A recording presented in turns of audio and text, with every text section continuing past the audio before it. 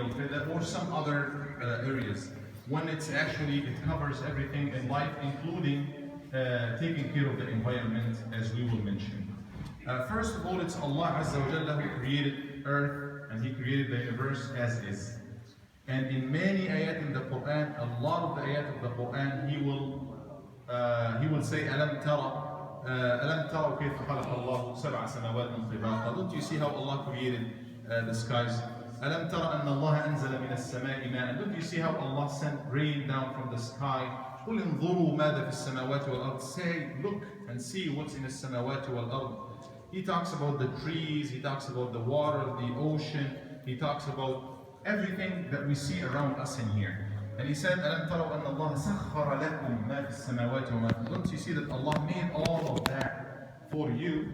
And then right after that He said, وَمَن يُبَدِّلْ نِعْمَةَ اللَّهِ مِنْ بَعْدِ مَا جَاءَتْهُ. Whoever changes, alters the ni'mah of Allah after it has come to him, فَإِنَّ اللَّهَ شَدِيدُ الْعِقَابِ. Indeed, Allah is stern in punishment.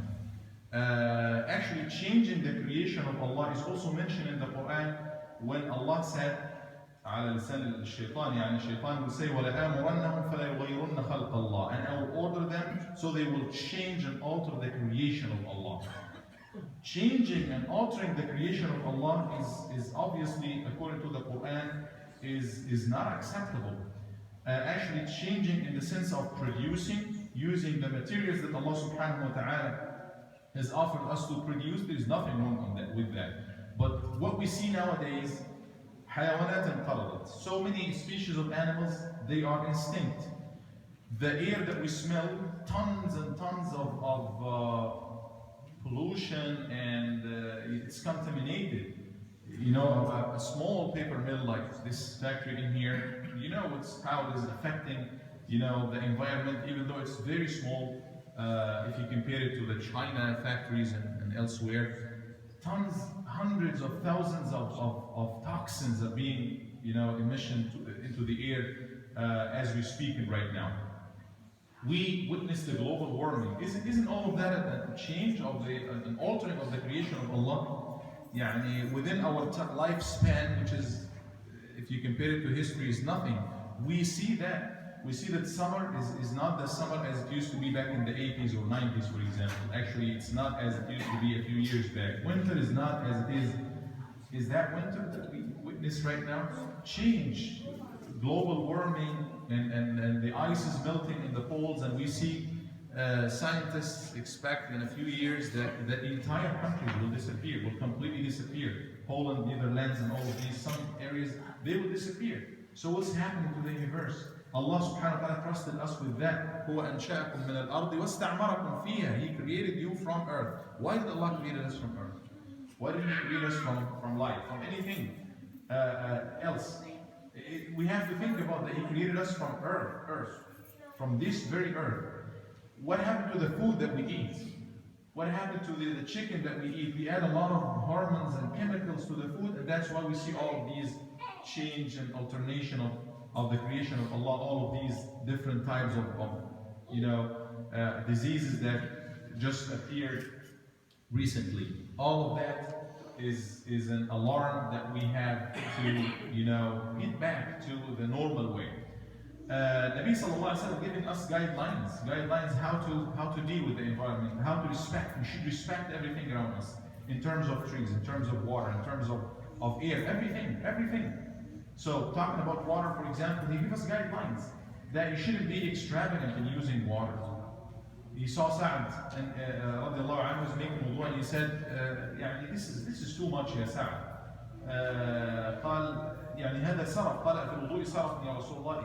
Do you think there is extravagance as far as wudu? It's water. قال نعم. Yes, there is extravagance. Even if you're وإن كنت تغتسل على نهر جاري, even if you are making wudu or taking shower on a flowing river, you have to be economical.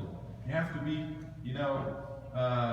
ليس إن المبذرين كانوا إخوان الشياطين. We shouldn't use more than you're supposed to do. Actually, the trees that are being cut from the world nowadays, every year, an area equal to Austria, the country in Europe, is being removed.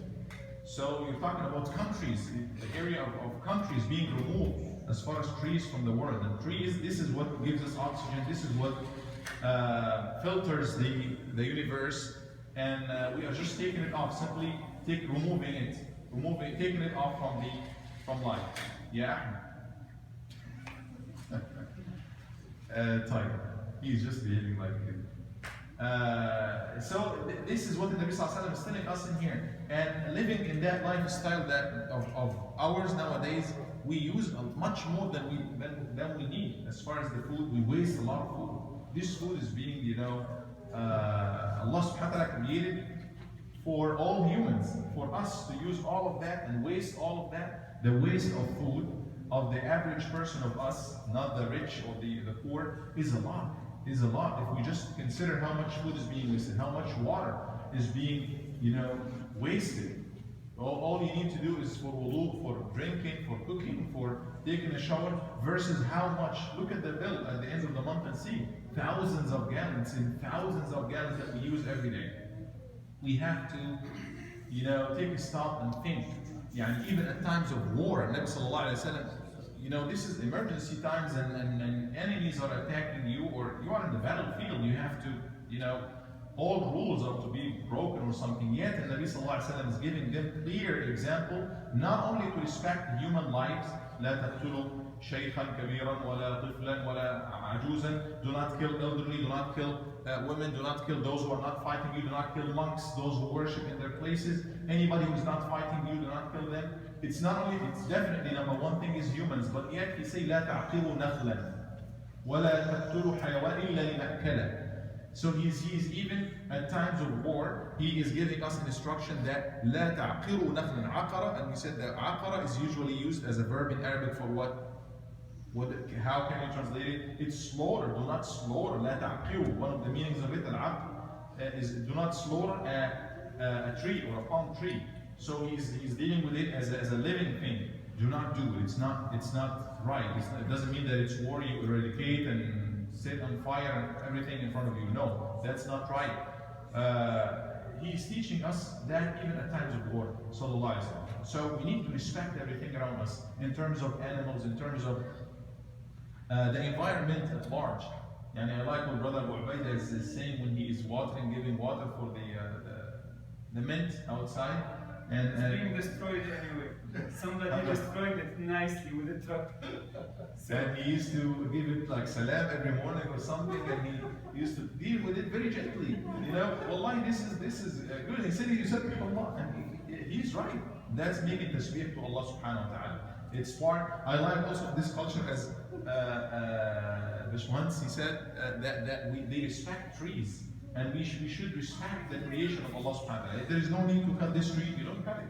Why would you cut it? There's no need to وَلَا تَقْتُلُوا حَيْوَانًا, an animal. Do not kill it.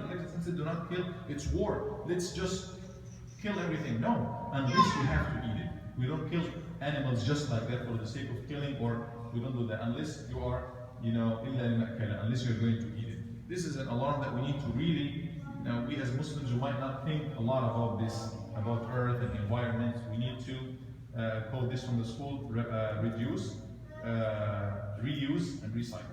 Reduce the amounts, that's Islamic. Do not make tabzir. Reuse things. Do not just throw to the garbage things that are not, it can be used. If you cannot use it, try to make some effort to give it to someone else who can use it. Or in the first place, do not buy it if you do not need it. And number three, recycle. Recycle things so it can be used later on, inshallah.